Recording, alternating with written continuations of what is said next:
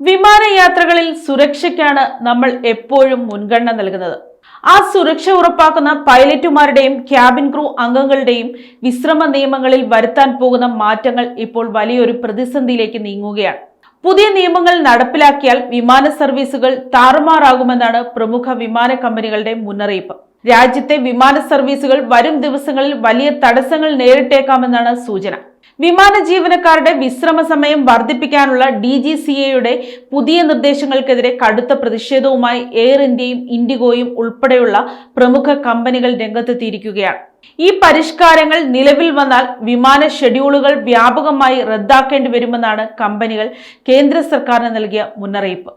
Cabin crew അംഗങ്ങളുടെ ആഴ്ചയിലെ വിശ്രമ സമയം 36 മണിക്കൂറിൽ നിന്ന് 48 മണിക്കൂറായി വർദ്ധിപ്പിക്കണമെന്നും രാത്രികാല ജോലിയിൽ കർശന നിയന്ത്രണങ്ങൾ വേണമെന്നുമാണ് DGCA നിർദ്ദേശിച്ചിരിക്കുന്നത്.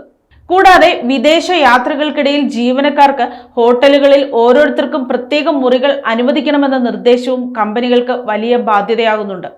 അന്താരാഷ്ട്ര നിലവാരത്തേക്കാൾ കടുത്തതാണ് ഈ നിയമങ്ങളെന്നും ഇത് നടപ്പിലാക്കുന്നത് പ്രായോഗികമല്ലെന്നും ഫെഡറേഷൻ ഓഫ് ഇന്ത്യ എയർലൈൻസ് സർക്കാരിനെ അറിയിച്ചു.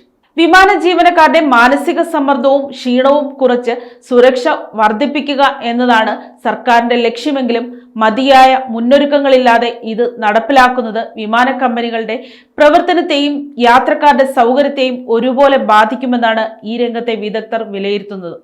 കഴിഞ്ഞ വർഷമുണ്ടായ ചില അപകടങ്ങളുടെ പശ്ചാത്തലത്തിലാണ് ഇത്തരമൊരു പരിഷ്കാരം കൊണ്ടുവരാൻ സർക്കാർ ആലോചിച്ചത്.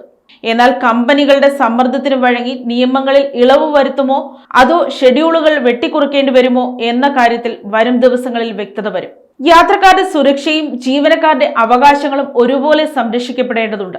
എങ്കിലും വിമാന സർവീസുകളെ ബാധിക്കാത്ത രീതിയിലുള്ള ഒരു മധ്യസ്ഥ തീരുമാനം സർക്കാരിന്റെ ഭാഗത്തു നിന്ന് ഉണ്ടാകുമെന്ന് നമുക്ക് പ്രത്യാശിക്കാം. News desk, Kottarakkara media.